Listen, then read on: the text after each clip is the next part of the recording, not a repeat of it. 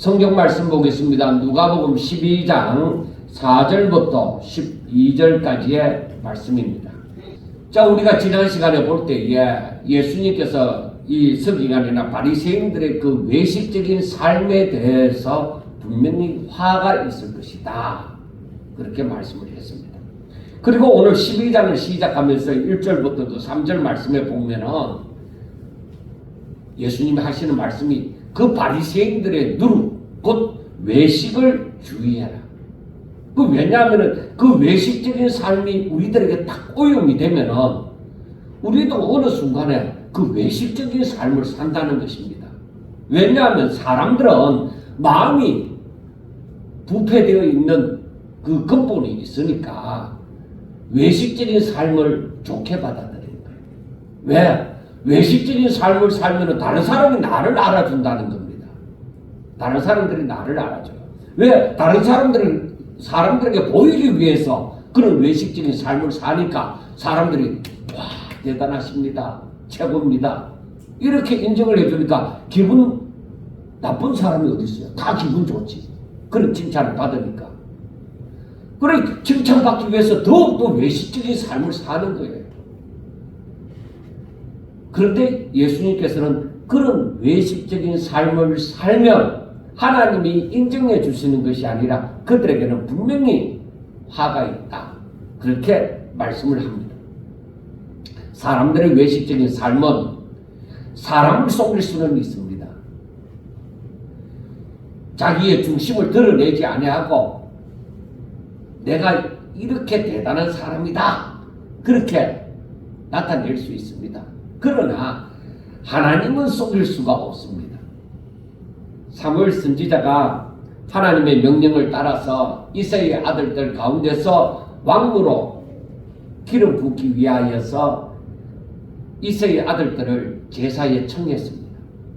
그런데 이새의 아들들을 사무엘 선지자 앞으로 다 지나가게 하는데 첫째 장자 엘리압을 탁 보니까 너무나도 좋았습니다. 외모를 보든지 어떤 풍채나 그 모습 가운데서 야, 이 사람은 진정 왕이 될 사람이다. 사무엘 선지자도 그렇게 생각을 한 거예요. 이 사람에게 하나님께서 왕으로 기름을 부으라고 하시는 모양이다, 그렇게 했는데 하나님께서 사무엘 선지자에게 하시는 말씀이 그의 용모와 키를 보지 마라. 그의 용모와 키를 보지 마라. 내가 이미 그를 버렸노라. 내가 보는 것은 사람과 같이 아니하니 사람은 외모를 보거니와 나 여호와는 중심을 보느니라 하고 말씀을 하셨습니다. 그 사람이 볼 때는 장자 엘리압이 너무 멋있는 거야. 이야, 뭐를 보더라도 왕이 될 만하다. 그런데 둘째도 셋째도 다 잘생기고 다 좋더라 이거예요. 그런데 하나님께서는 아무도 그들을 택하지 않았습니다. 오히려 사람 앞에는 인정받지 못하고 막내이고 정말 사람에게서 이제 좀 소외되어지는 그 양치는 아들 막둥이 다윗이 오기까지 사무엘이 제사를 드리지 않았어요. 왜? 하나님의 사명을 감당하려고 이 자리에 왔는데 하나님께서 원하시는 사람이 안 보이는 거예요. 사람이 볼 때는 이 사람들이 다 왕으로 기름 부음을 받아도 부족함이 없는 사람같이 보이는데 하나님은 중심을 보시기 때문에 아니라는 겁니다. 그래서 우리가 잘 아는 것처럼 다윗은 어릴 때부터 하나님을 경외하고 하나님을 의지하는 사람이에요.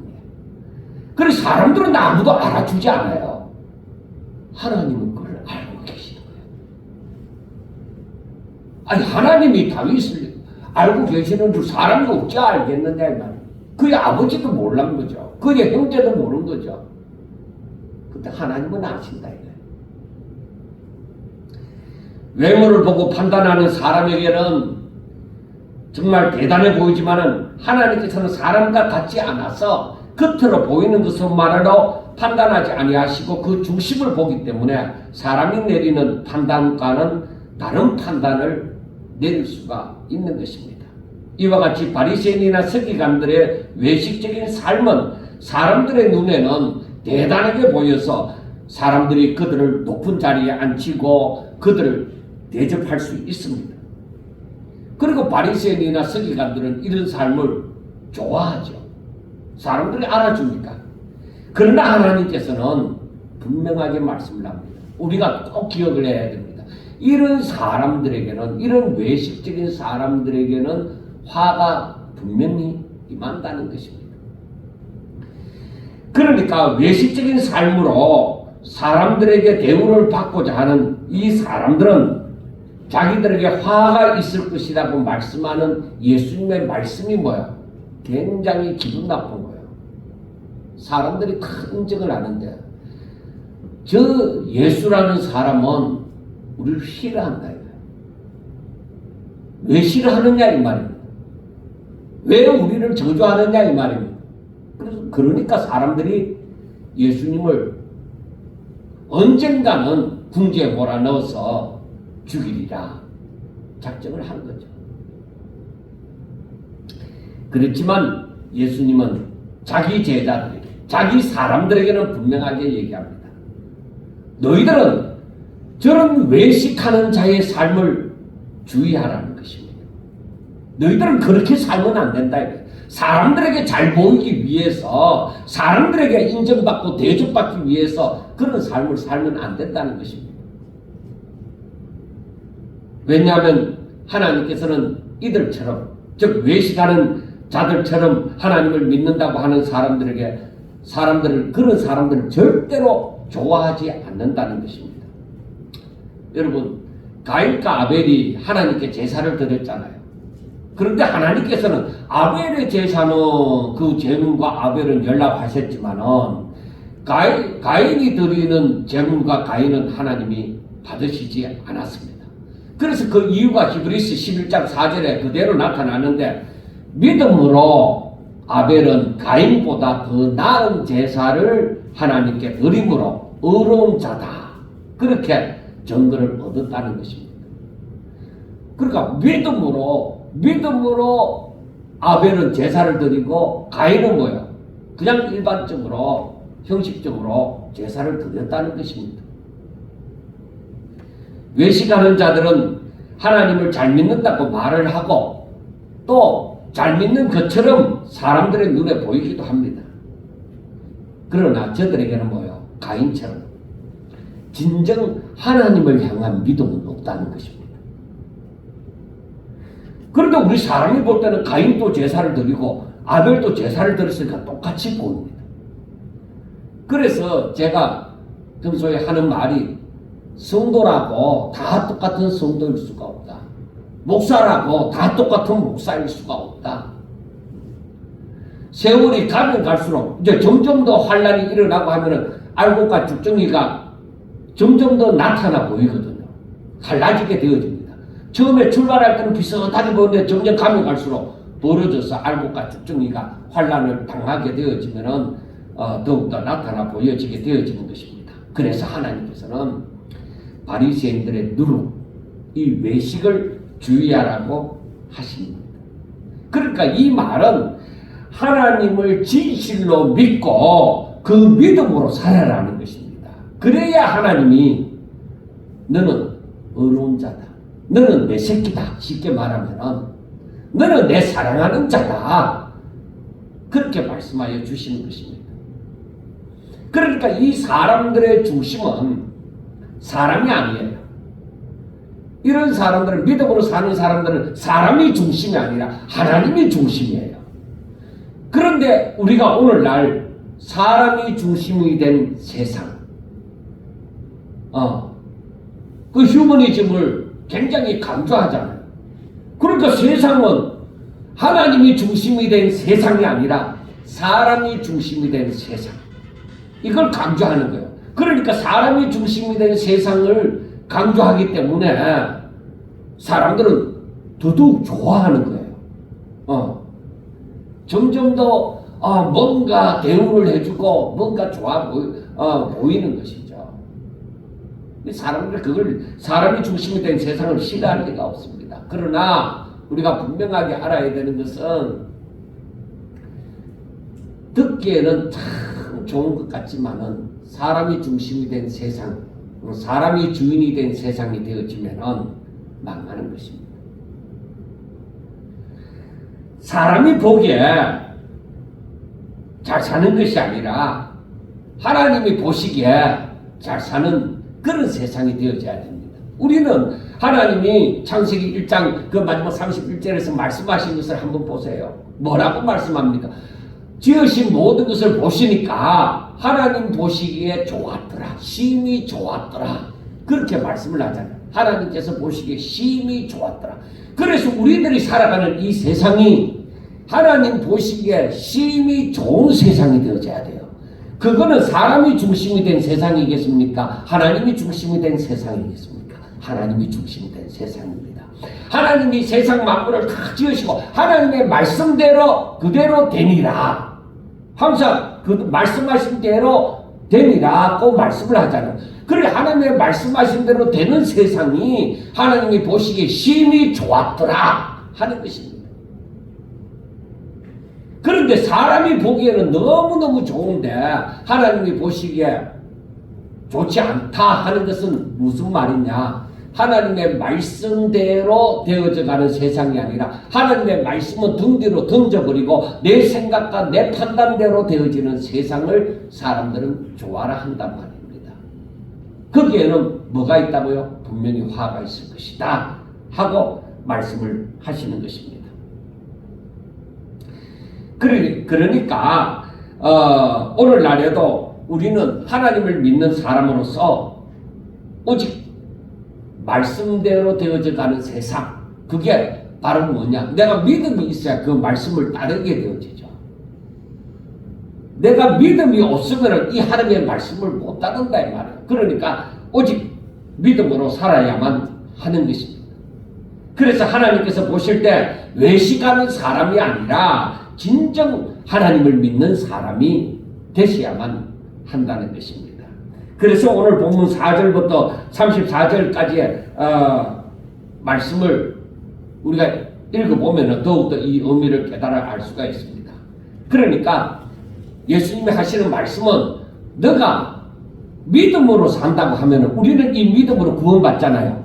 그런데 너가 믿음으로 산다고 하면 아무것도 두려워하지 말고 오직 하나님을 두려워해라. 이 말은 하나님을 의식하면서 살아라는 것입니다. 사람들이 두려워하는 것은 무엇입니까? 무엇을 두려워합니까? 고난과 죽음입니다. 그 사람이 고난받기 싫기 때문에 돈을 벌려고 하는 것이죠. 내가 돈 없어 고생하기 싫다는 것입니다. 그리고 죽음이라는 것도 내가 싫기 때문에 어떻게 하든 건강하기 위해서 운동도 하고 좋은 것도 먹고 그렇게 하는 것이죠.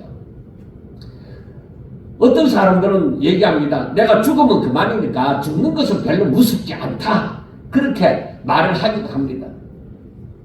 그리고 연세 드신 분들이 나는 오늘 죽으나 내일 죽으나 한이 없다. 죽으면 어쩔 수 없지 뭐.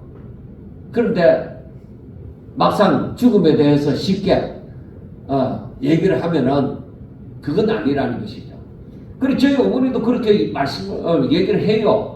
아이고 내가 이 나이 돼갖고 죽으면 그만인데 오늘 죽으나 내일 죽으나 쉽게 살았지 않나 이렇게 얘기하면 어머니 그러면 오늘 밤에 주무시다가 하나님이 싹 데리고 가라고 기도할까요? 이러면 그거나 눈을 이렇게 떠보는 거예요. 그게 아니라는 거죠. 연세 드신 분들 때 그렇게 말씀하면 그렇게 한번 시험해보라니까 그게 지식이 아니라니까요. 그리고 사람들이 우리가 병원에 가보면 알잖아요. 병원에 가보면 지금 고성 같은 지역에는 젊은 사람이 별로 없잖아요. 병원에 가면 거의 다 연세 드신 분들.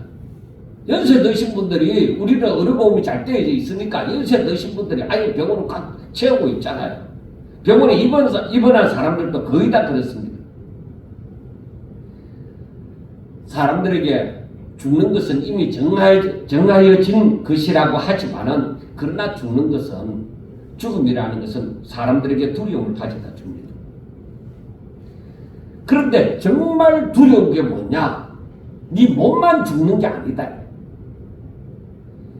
네 영혼까지도 멸망의 구름텅이로 즉 지옥으로 떨어지는 것이다.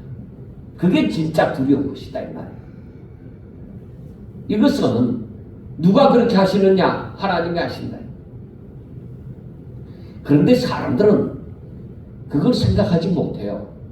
왜냐하면은 당장에 내가 내 영혼이 뭐 어떻게 된다, 천국이 있다, 지옥이 있다, 그건 모르니까 사람들은 얘기를 합니다. 네가 천국 가봤나, 지옥 가봤나, 네가 어떻게 아나, 그렇게 얘기하는 거예요. 왜냐하면 저들은 모릅니다. 전혀 그걸 의식하지도 않습니다. 하다못해 절에라도 심취되는 사람이 뭐 극락이 있고 뭐 얘기를 하겠지만은 저들이 지옥으로 가리라고는, 그리고 그것이 있다고는 생각하지를 않습니다. 생각을 한다고 하더라도 자신의 내세가 어떻게 되게 하시는 자가 누구인지를 모릅니다. 누가 나를 천국 보내고 누가 나를 지옥 보내느냐, 그걸 모르는 거예요. 그래서 예수님은 4절과 5절에서 사람은 아무리 나를 힘들게 하고 뭐 나를 죽이고자 할지라도 내 몸만 죽일 뿐이다. 그런데 하나님은 몸이 죽은 후에 지옥에 던져넣는 근세까지 있다는 것입니다. 그러니까 이걸 알고 있는 사람과 모르고 있는 사람은 엄청난 차이가 생기는 것입니다. 그래서 예수님께서 하시는 말씀이 사람이 정말로 두려워해야 할 자는 하나님이시다. 그렇지만은 예수님이 하시는 말씀이 진실로 하나님을 믿는 너희들은, 진실로 하나님을 믿는 사람은 두려워하지 말라, 그 말입니다. 사람들은 이렇게 당연히 지옥에 떨어뜨릴 많은 근세가 있는, 떨어뜨릴 근세가 있는 하나님을 두려워하라고 말씀을 했지만은 너희들은, 나를 믿는 너희들은 그 하나님을 두려워하지 말라는 겁니다. 왜? 너희들은 지옥 안 떨어진다. 믿습니까? 야, 이때는 아멘을 잘하네. 여러분, 이건 우리에게 정말 다른 것보다도 그런 확실한 믿음이 있어야 됩니다. 내가 하나님을 사랑하는데, 내가 하나님을 믿는데, 하나님이 모든 것을 주관하신다고 내가 믿는데, 그러면은 자기 자식을 누가 지옥에 떨어뜨리겠느냐. 사람도 그렇게 안 하는데, 더구나 우리 부모보다도 더욱더 나를 사랑하시는 하나님께서 나를 지옥으로 보내겠느냐. 아니다. 하나님의 자녀가 되어졌는데 하나님께서 자기 자식을 지옥에 보낼 리가 없다 말이야. 그러니까 너희들은 두려워하지 말라고 말씀을 합니다. 그러면서 밑에 예화를 드는 것이 무엇이냐. 참새 5마리가 두 아사리온에 팔렸다는 것입니다. 그런데 그 참새, 우리가 생각할 때는 뭐 어느 참새가 1호가 죽었는지 2호가 죽었는지 100호가 죽었는지 뭐 모르잖아요. 그런데 하나님은 참새 5마리가 두 아사리온에 팔려서 죽게 되어지는데, 그런데 하나님께서는 그 한 마리도 잊지 않으신다는 거예요. 그러니까 하나님의 허락이 없이는 그 참새 미물, 그 참새조차도 그렇게 죽임을 당하지 않는다는 것입니다. 하나님께서 그거 다 아신다는 것입니다. 그런데 하나님께서는 참새와 비교도 되지 않을 정도로 우리의 머리털까지도 다 세실 정도로 우리에게 관심을 가지시고 우리의 삶을 간섭하심으로 절대로 지옥에 들어갈 것을 두려워할 이유가 없다. 우연이라도 우리가 지옥에 들어갈 일이 없다는 겁니다. 하나님은 우리 머리털까지도 세신 바가 되어지니까 우리가 우리 머리털 몇 개, 이거 다 안 세도 하루에 몇 개 빠지는지는 아십니까? 우리는 그것도 모르는 거예요. 그런데 하나님은 우리의 머리털까지도 다 세신 바가 되어지심으로 우리에게 그만 우리에 대해서 너무나도 잘 아시고 우리의 삶에 관심하심으로 말미암아 우리에게 관심을 가지심으로 말미암아 우리가 절대로 즉 하나님을 믿는 우리가 절대로 지옥에 들어갈 리가 없다는 것입니다. 그러니까 창세의 죽음도 기억하시는 하나님께서 어찌 너희들에게 그냥 무관심하겠느냐. 절대로 지옥에 떨어질 이유가 없다는 것입니다. 그래서 예수님께서 8절과 9절부터 말씀하시는 바가 누구든지 사람 앞에서 나를 시인하면 인자도 하나님의 사자들 앞에서 그를 시인할 것이다. 그러니까 이게 바로 뭐예요? 하나님을 믿는 자죠. 시인한다는 것은 나 하나님 믿어. 나 하나님 말씀대로 될 줄 믿어. 하나님께서 그런 권세를 가지고 있는 줄 믿어. 그러니까 사람들 앞에서도 자신이 이렇게 하나님을 시인하면은 하나님께서 그들을 시인하여 줄 것이다. 그런데 사람 앞에서 나를 부인하는 자는 하나님의 사자들 앞에서 부인을 당하리래. 난 너희들 몰라. 그래서 마태복음 7장에 나오는 말씀처럼 주여 주여 하는 자마다 다 천국에 들어가는 게 아니다 이 말이에요. 그러나 하나님의 뜻대로 사는 자라야 들어간다는 것입니다. 그러면 우리가 가만히 생각해 보세요. 주여 주여 하는 사람들은 뭐예요? 교회 다니는 사람들이잖아. 나름대로 하나님을 믿는다고 하는 사람들이잖아. 그런데 왜 이 사람들이 하나님은 난 너희들 몰라.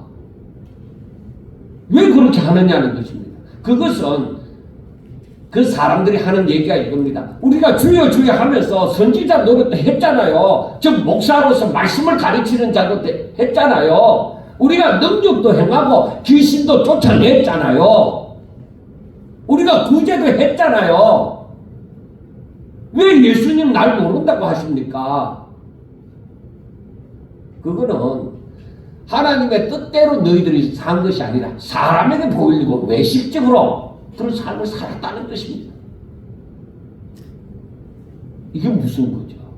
그러니까 제가 주보 앞에도 얘기를 했지만은 나에게 외식하는 삶이란 어떤 것이 있을까? 우리가 우리 자신을 살펴봐야 됩니다.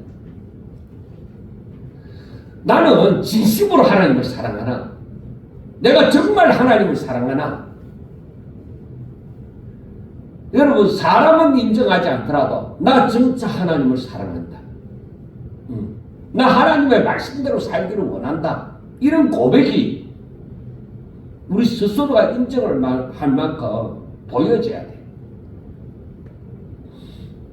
그러므로 항상 하나님을 향한 믿음을 가지고 하나님의 말씀을 부여잡고 사는 사람들은 하나님께서 책임을 지신다는 것입니다. 너가 믿음으로 사느냐? 그러면 걱정하지 마라. 지옥 생각도 하지 마라.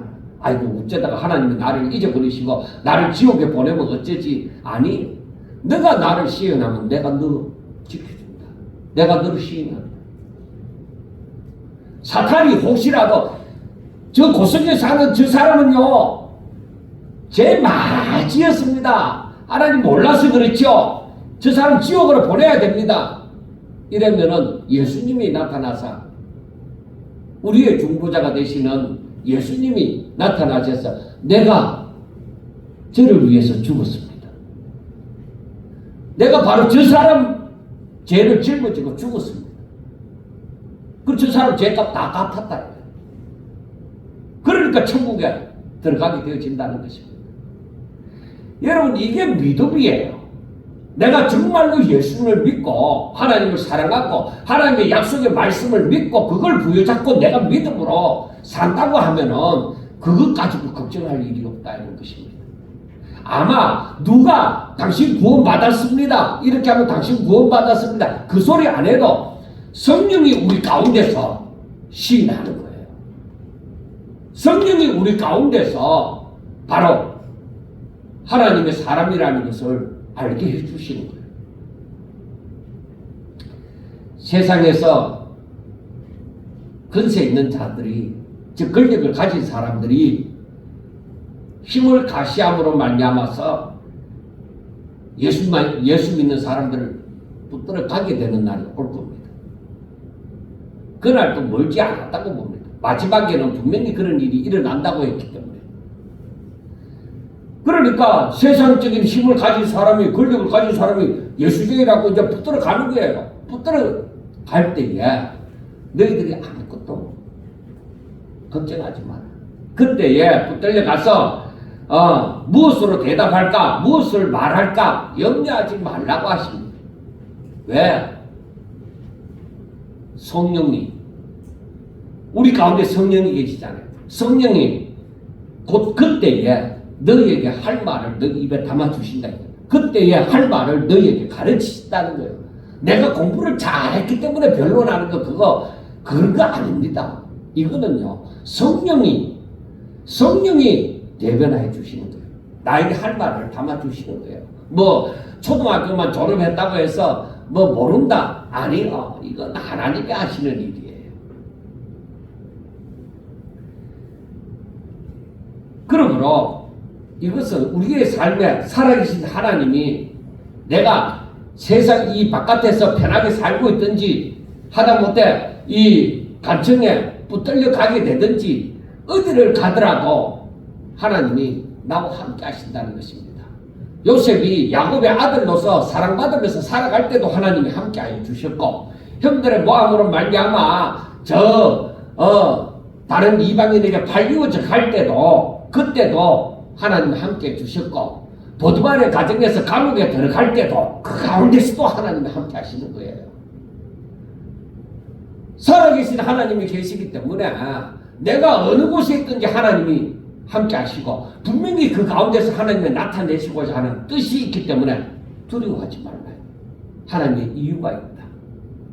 그래서 오늘날에 지금 우리나라 사태도 마찬가지입니다. 이러한 일을 하나님께서 허락하셨기 때문에 이 일이 일어난다. 저는 그렇게 믿습니다. 누가 잘났다 못났다 할 것 없어요. 하나님이 허락하셨다. 그런데 하나님이 왜 허락한 이런 일을 우리나라에, 세상에도 없는 이런 일이 우리나라에 일어날까 하는 말입니다. 왜 일어날까? 저는 생각합니다. 이건 제 개인적인 생각이지만은 우리 성도들이, 하나님을 믿는 사람들이 잠들었기 때문입니다. 깨우는 것입니다. 세계적인 기독교에 우리나라가 마지막 보루라고도 생각하는데, 이 어느 당이 문제가 아닙니다. 우리나라에 차별금지법이 통과되어지므로 로마서 1장이 성립이 되어지면, 동성애가 허락이 되어지면 이때부터 이제 무너지기 시작하는 거예요. 이게 무너지기 시작하는 거예요. 그래서 차별금지법을 그렇게 막으려고 하는 거예요. 이거 무너지면요, 이제 소돔과 고모라처럼 되어지는 거예요. 그리고 세상에는 저 미국과 같은 곳에는요, 자기 자식이 동성애자와 연애를 할지라도 부모가 안 말려요. 그 개개인의 인권을 생각하다 보니까. 그러니까 사람 중심이죠. 하나님의 말씀을 저 등지로 던져버리고 사람 중심이죠. 그 사람이 자기 자신을 자기가 하고 싶은 대로 뭐 그렇게 정리해서 하는 것이니까 어쩔 수 없다 하는 식이 되어지는 거예요. 그러니까 앞으로 우리나라가, 여러분, 어느 당이 정권을 잡느냐 하는 게 문제가 아니에요. 우리나라에 이러한 서로 욕정의 불탐으로 하지 말아야 돼. 하나님이 막아놓은 것을, 하나님의 질서를 허물어뜨리는 일이 일어나느냐 하는 것입니다. 이거 일어나거든. 여러분 정신 더 똑바로 차려야 됩니다. 이게 언젠가는 분명히 일어납니다. 언젠가는. 왜? 그게 마지막 때니까. 언젠가는 일어나는데 그때는 환란의 바람이 불기 시작할 겁니다. 그때는 교회고 어디고 간에 개인주의가 팽배해 가져가기 시작합니다. 그러니까 나만 괜찮으면 괜찮은 거예요. 단체야 어떻게 되어지든지 간에 나만 괜찮으면 괜찮다는 그 개인주의. 부모와 자식 간에도 개인주의가 되어지는 거예요. 부부 간에도 개인주의가 되어지는 거예요. 그리고 하나님을 향한 그 마음은 잃어버렸어요. 하나님의 이름을 부르지만은 하나님의 뜻과는 상관없는 삶을 살게 되어지는 것이죠. 그런데 믿음으로 사는 사람들은 그게 또 차별금지법이 통과되든지 개인주의가 되든지 간에 믿음으로 사는 사람들은 뭐야? 하나님을 등 뒤로 던지지 않습니다. 항상 내 앞에 모시고 살아가는 거야. 그러니까 이 말은 하나님의 말씀을 나의 기준으로 삼고 살아간다는 거죠. 그런 사람들은. 그래서 예수님께서 하시는 말씀이 그게 뭐냐? 어떤 상황에서도 좌절하지 마라. 내가 너와 함께한다. 그 말이죠. 그러니까 어떤 상황에서도 좌절하지 말고 두려워하지도 말고 염려하지도 마라. 왜? 여러분들 그 때문에 하나님의 임재를 체험해야 됩니다. 그래서 하나님과 동행하셔야 돼요. 지금 세상이 온통 다 바뀌어졌다. 그러더라도 내가 하다못해 붙들려 가서 감옥에 들어갔다 하더라도 지금 이 자리에 하나님이 나와 함께 하신다. 그래서 나의 말을 조심해야 한다.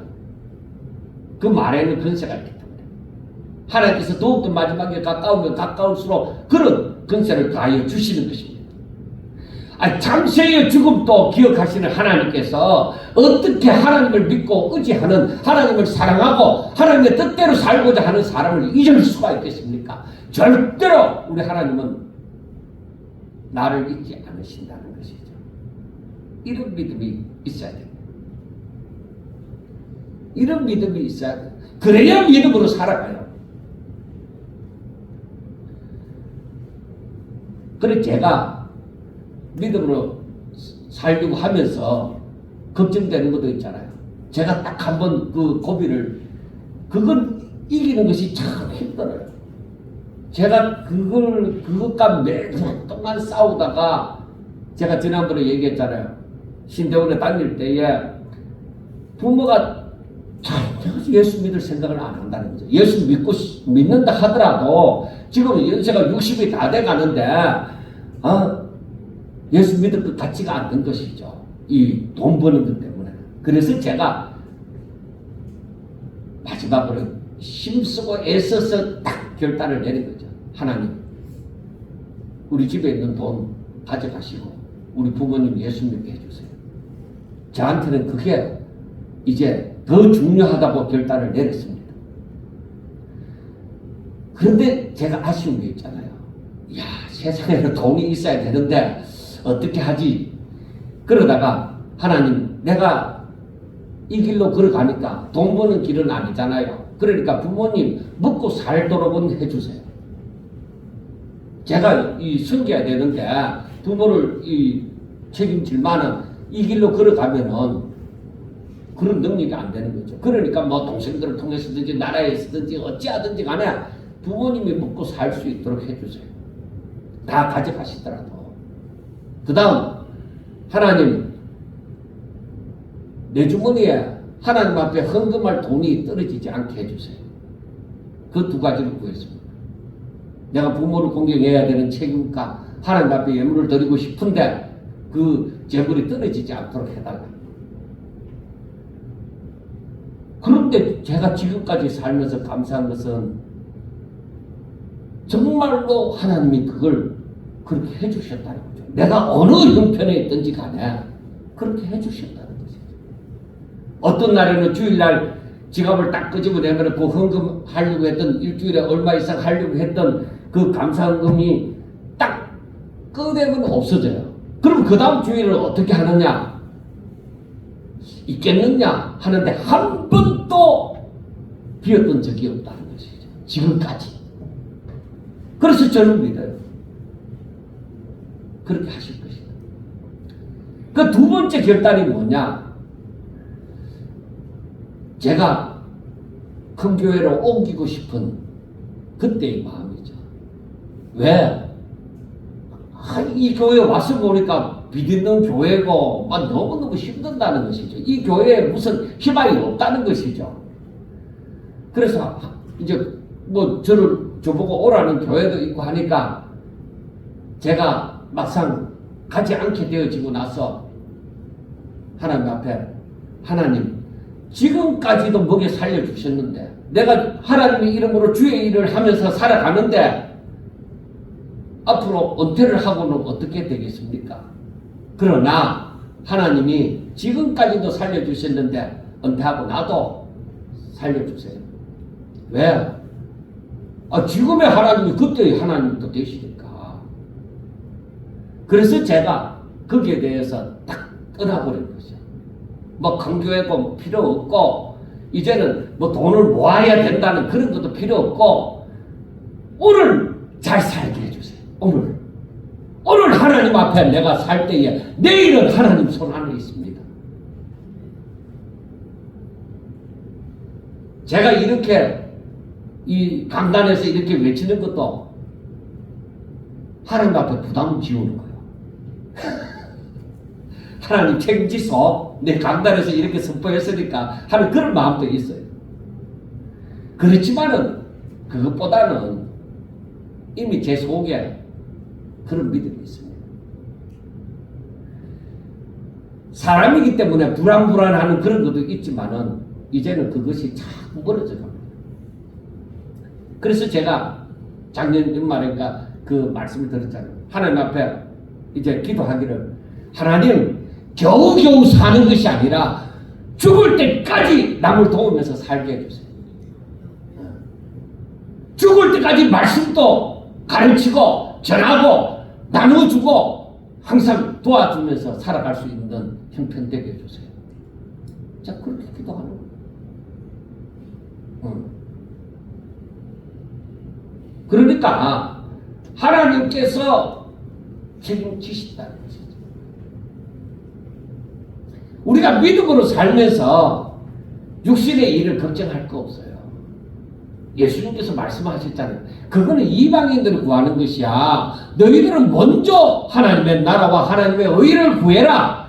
그러면 너희들에게 필요한 건 내가 다 알지 않느냐? 내가 너 아버지 아니냐? 여러분 정말로 그렇게 믿으십니까? 이때는 더 크게 아멘하세요. 이게 여러분들 미래가 담긴 일인데 확실하게 믿으셔야지. 그렇게 믿으십니까? 예, 그렇게 하셔야죠. 아멘을 확실하게, 그럴 때는 더욱 확실하게 하셔야죠. 아니면은 이런 믿음으로 살고 싶다고 내가 안 되니까, 아직까지는 그런 믿음이 안 되니까, 그럴 때는 하나님 나 이렇게 살고 싶어요 하고 기도를 하라고요. 그러니까 하나님 내가 믿음이 부족한 것 같아요. 그런데 나를 그렇게 살도록 해주세요. 내 마음이 그걸 원합니다. 그렇게 기도를 하시라고요. 하나님이 들으시잖아요. 저와 여러분들의 진실된 마음, 이건 너무너무 중요한 거예요. 그 진실된 마음에서 진실된 기도가 나오잖아요. 이게 너무 중요해요. 믿는 척이 아니라 진실로 하나님을 믿음으로 모든 삶을 하나님의 뜻대로 살고자 하는 것입니다. 그래서 이 땅에 살면서 나의 삶을 영위하고자 나 중심으로 사는 것이 아니라 오직 하나님 중심으로 하나님이 나의 주인 되시고 나는 그의 백성과 종이 되어서 사는 것입니다. 다른 말로 하면은 하나님은 나의 하나님이 되시고 나는 그의 백성이 되어서 사는 것입니다. 그래서 이 땅에 살지만은 하나님의 통치를 받고 사는 사람. 내 육신을 이 땅에 살지만은 내 육신이 살아있지만은 내 육신대로 사는 삶이 아니라 하나님 뜻대로 신령한 삶을 하늘나라에 속한 사람으로 사는 사람. 그래서 하나님의 뜻대로 살고자 하는 것입니다. 그래서 13절과 34절에 그 비유가 나오는 거예요. 어리석은 부자의 비유가. 이 어리석은 부자는 하나님을 의지하는 것이 아니라 재물을 자신의 재물에다가 자신의 삶을 맡기는 거죠. 내가 부자 되면 잘 살고 가난한 자 되면 못 산다. 행복하지 않다. 그렇게 생각하는 거예요. 그런데 하나님께서 하시는 말씀이 20절에 보면 어리석은 자야 하고 얘기합니다. 네가 부자 되면 행복하고 가난한 자 되면 불행한 줄 알았지. 그래서 네가 재물을 많이 모으려고 했지. 재물에 대한 그 탐욕이 있었지. 그러니까 예수님 하시는 말씀이 어리석은 자야. 그렇게 말합니다. 오늘 밤에 내 영혼을 도로 찾으리니 그러면 내 준비한 것이 누구의 것이 되겠느냐 하고 말씀을 합니다. 그래서 예수님께서 결론적으로 하시는 말씀이 21절에서 이렇게 말합니다. 자기를 위하여 재물을 쌓아두고 하나님께 대하여 부유하지 못한 자가 이와 같으리라. 헛수고 삶을 사는 것이다. 이 말입니다. 하나님께 대하여서 부유하지 못한 자. 내가 세상에서는 재물도 있고 권력도 있고 건강도 있고 이러한데 하나님께 대하여는 빈털터리다. 그 사람의 인생은 헛수고입니다. 그러니까 우리 삶의 중심은 세상에 있는 것이 아니라 나의 창조주이신 하나님께 있어야만 합니다.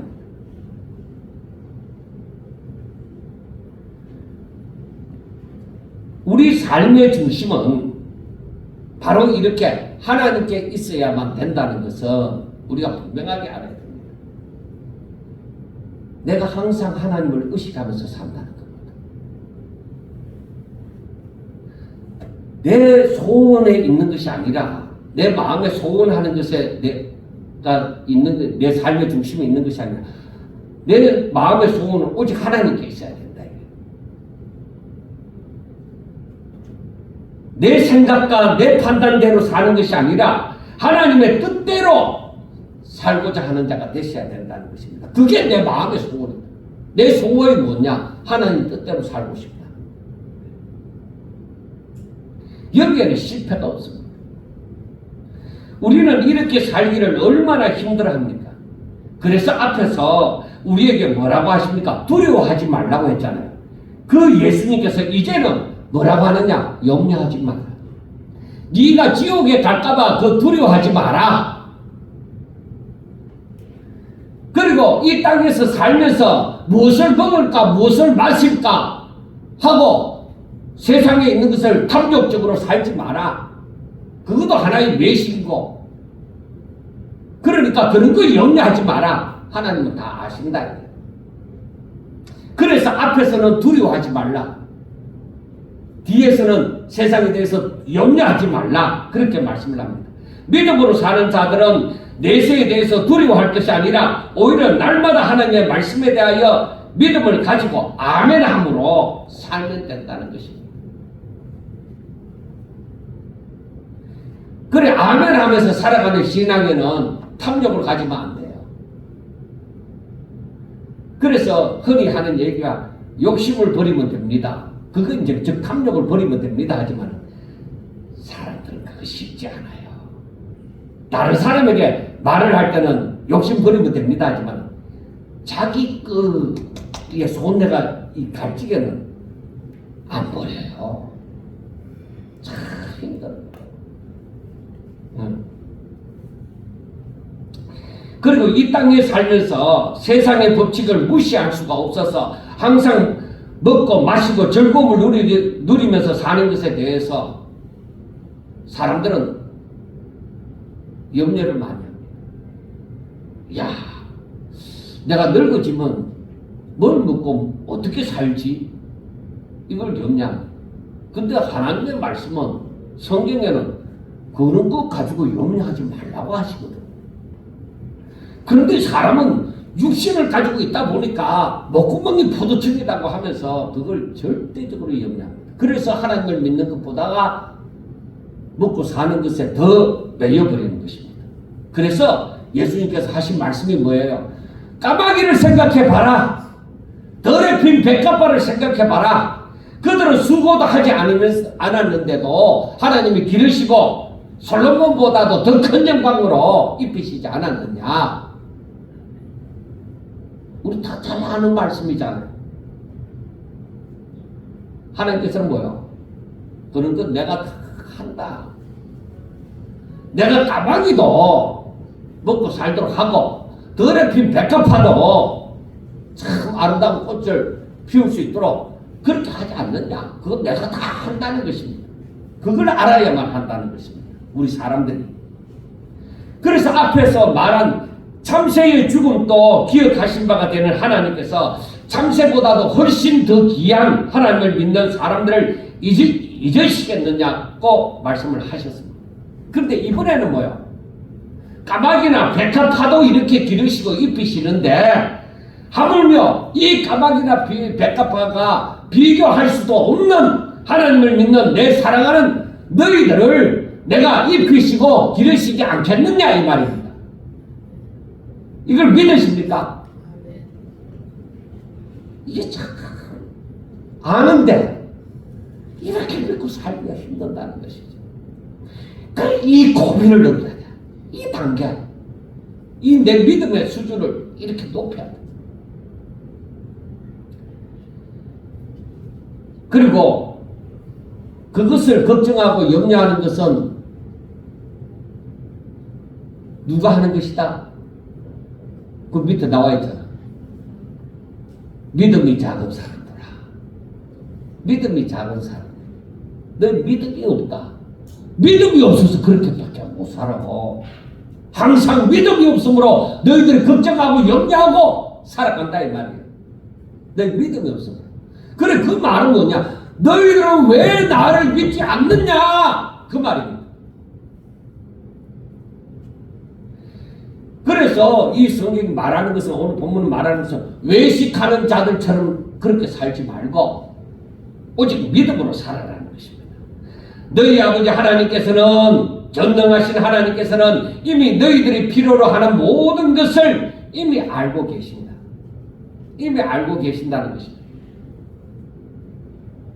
세상에서는 너희들이 적은 무리지만은 무수하지 말라고 얘기합니다. 여러분 32절을 보세요. 32절은 뭐라고 얘기합니까? 31절부터 보세요. 다만 너희는 그의 나라를 구하라. 그리하면 이런 것들을 너희에게 더하시리라. 적은 무리여 무서워 말라. 너희 아버지께서 그 나라를 너희에게 주시기를 기뻐하시느니라 하고 말씀을 합니다. 그러니까 믿음으로 사는 사람들은 이 사람들은 분명히 하나님 나라를 유업으로 받는다 이 말입니다. 그리고 너희는 그의 나라와 그의 의를 구하라는 것입니다. 그의 나라를 구하고 그의 의를 구하면 그래하면 이 모든 것을 너희에게 다 이거 주신다는 것입니다. 그리고 32절에 하시는 말씀이 적은 무리요. 적은 무리요. 그리고 구약 성경에서는 거루터기 남은 자. 이 거루터기나 남은 자는 적은 뜻을 얘기하잖아요. 그리고 여기 신약에서는 적은 무리라고 얘기해요. 그러니까 정말로 믿음으로 산다고 하는 사람들은 믿음으로 사는 사람들은 그 숫자가 뭐예요? 적다는 뜻을 말씀을 합니다. 왜냐하면 믿음으로 사는 것이 그만큼 마음이 부패한 것을 뛰어넘어야 되는데 그 마음의 부패함을 뛰어넘을 자가 찾기가 힘들다는 것이에요. 여러분 그냥 교회 다니고 나에게 하나님이 있다 이렇게 살아가는 사람들도 있지만은 정말로 하나님의 뜻대로 살고자 하는 사람은 이 단계를 뛰어넘어요. 그런 사람들이 적은 무리 가운데 속하는 거예요. 그러므로 결론적으로 너희들이 오직 하나님을 사랑하고 이웃을 사랑하는 하나님의 뜻을 믿음으로 실천하는 것에 너희 마음을 두라. 사람들에게 잘 보이고 높은 자리에 앉고 대접 잘 받으려고 하는 것에 너희 마음을 두지 말고 너희들은 하나님을 사랑하고 이웃을 사랑하는 것에 네 마음을 쏟아부으라. 그게 하나님의 뜻이라는 것입니다. 그래서 33절과 34절에 그 결론적으로 하는 말씀이 한번 봅시다. 너희 소유를 팔아 구제하여 낡아지지 아니하는 배낭을 만들라. 그 배낭을 어떻게 만드는 거예요? 배낭을 어떻게 만들어요? 이 성경 뭐라고 얘기했어요? 33절에 배낭을 만들라고 했는데 어떻게 만들어요? 소유를 팔아 구제 구제하여 소유를 팔아서 구제해야 돼. 이것을 이웃에게 나누라는 거야. 그래야 낡아지지 아니하는 배낭을 만들 수 있다는 거야. 와, 여러분 이거 힘듭니다. 부자 청년도 그렇게 율법대로 잘 살아와 하나님의 계명을 지키면서 잘 살아왔잖아요. 이런 바리새인들도 그렇게 잘 계명을 지키면서 살아왔어요. 그런데 자기 소유를 팔아서 구제한다는 거 전부 다 외면하고 떠나버렸습니다. 그렇게 살라고 하니까 다 떠나버려요. 그러니까 이 사람들은 그 낡아지지 아니하는 배낭을 못 만들죠. 곧 하늘에 둔 바 다음이 없는 보물이니 거기는 도둑도 가까이 하는 일이 없고 종도 먹는 일이 없느니라. 그러니까 하늘에 보화를 쌓는 거죠. 그 배낭 안에. 너희 보물이 있는 곳에 네 마음도 있는 거야. 내가 보물을 세상에다 던졌으면은 세상에서 행복하고 세상의 탐욕에다 던졌으면은 그러면 세상에 내 마음이 있는 것이죠. 그런데 하나님의 말씀을 듣고 순종하는 일에 거기에다가 하나님을 사랑하고 이웃을 사랑하는 일에 거기에 던졌으면 내가 하늘에 마음이 있는 것이죠. 내 마음은 하나님께 있다.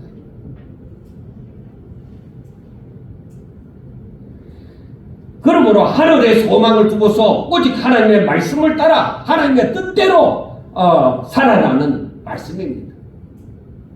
사랑하는 성도 여러분, 우리의 삶이 어떠해야 되는지를 아시겠습니까? 우리의 삶은 오직 하나님과 날마다 동행하면서 하나님을 의식함으로, 항상 하나님을 의식함으로, 하나님이 내 주인이 되심으로, 하나님의 뜻대로 살고자 하심으로, 그래서 하나님을 늘 의식하면서 하나님의 말씀을 기억하며 순종하는 삶이어야 합니다. 오직 믿음으로 세상의 법칙을 이겨야만 합니다. 그렇지 않으면 이 외식하는 자들처럼 항상 사람을 의식하고 다른 사람과 자신을 비교하고 세상의 법칙에 얽매여 근심 걱정하고 염려하고 살 수밖에 없습니다. 그런데 하나님께서는 뭐라고 해요? 예수님께서는 두려워하지 마라. 너희들은 두려워하지 마라. 세상 살아가는 데서도 너희들이 염려하지 마라. 전부 다 뭐예요? 너희들은 믿음으로 살면 두려워하지 않아도 돼. 지옥 갈 일이 없어. 너희들이 나를 믿으면은 세상에서 살아가는 거, 먹고 마시고 있는 것 때문에 너희들이 염려하지 않아도 돼. 왜? 내가 너희들 필요한 거 다 알아. 너희들이 내 뜻을 따라 행하면 하나님의 나라를 구하면 내가 그거 책임지신다는 것입니다. 그래서 우리는 오직 믿음으로 세상의 법칙을 이겨야 된다는 거예요. 그렇지 않으면 항상 사람을 의식하고 비교하고 저 사람은 이렇게 맛있는 거 먹고 이런 좋은 차를 타고 좋은 집을 누리면서 살아가는데 그런 거 비교하는 거예요. 그리고 신령한 것을 모르는 거죠. 내 눈에 보이는 육신의 것밖에 안 보이니까. 우리는 오직 하나님의 말씀을 붙들고 창조주가 되시며 전지전능하시고 약속하신 것을 그대로 성취하시는 하나님을 믿고 진짜 제대로 하나님을 믿고 사는 성도, 항상 하나님을 잊어버리지 않고 하나님을 의식하면서 살아감으로 외식주의에 빠지지 아니하고 오직 하나님 중심에 살아가는 저와 여러분들이 꼭 되셔서 이 마지막 때에 더 큰 믿음으로 더 큰 소망 가지고 세상에서 되어지는 거 다 보면서 하나님의 말씀이 그대로 이루어져 가고 있구나. 지금 어느 시점일까? 더욱더 정신 차려야 되겠다. 더욱더 믿음으로 살아야 되겠다 하는 그런 각오를 가지고 정말 하늘의 소망을 두고 하나님 보실 때에 믿음으로 사는 성도가 바로 여기 있구나. 그렇게 칭찬 들을 수 있는 저와 여러분들이 될 수 있기를 주의 이름으로 축원합니다. 기도드리겠습니다. 하나님 아버지 감사합니다. 저희들이 부족하고 연약하지만은 하나님께서 사랑하사 여기까지 오게 하셨으니 앞으로 더 잘 믿게 하여 주시옵소서. 혹시 지옥에 가면 어떻게 하나? 그 생각은 아예 떨쳐버리고 오직 믿음을 가지고 하나님의 말씀을 순종함으로 아무것도 염려하지 않고 오직 하나님의 나라를 구하면서 하나님의 뜻대로 살아가는 성도들이 다 되게 하여 주옵소서. 하나님 보실 때에 아버지여 기뻐하는 성도들이 다 되게 하여 주시고 하나님께서 너는 내 사랑하는 자라 아무것도 두려워하지 말고 염려하지 말라 하는 그 음성을 저희들이 날마다 들으면서 또 그 믿음을 가지면서 오직 이 땅에 머무는 동안에 큰 믿음 가지고 하나님 앞에 영광 돌리며 하나님의 사람으로 살게 하옵소서. 예수님 이름으로 기도드리옵나이다. 아멘.